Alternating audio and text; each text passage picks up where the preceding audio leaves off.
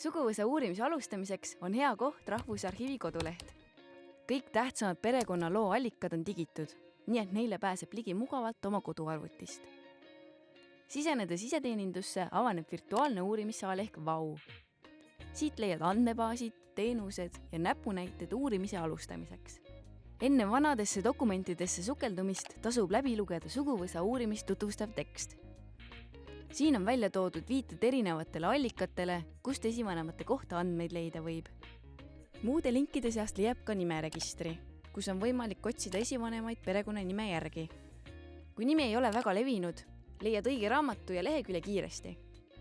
Abiks on, kui tead, kus piirkonnas esivanemad elasid. Dokumendi nägemiseks pead olema sisse logitud. Jõudnud digikogusse Saaga on võimalik lehitseda vanu kirikuraamatuid. Nendest leiad andmeid sugulaste peresündmuste kohta. Näiteks millal keegi sündis või ristimisel ja leeris käis. Peale kirikuraamatute leiab Saagast ka väga palju muud põnevat.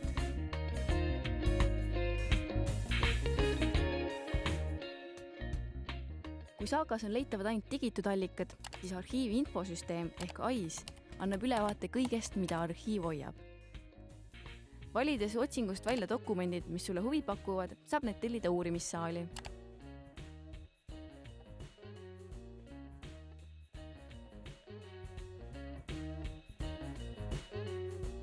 Muidugi ei lähe uurimine alati nii lihtsalt ja ladusalt, aga põnevat avastamist leidub arhiivis iga suguvõsa kohta.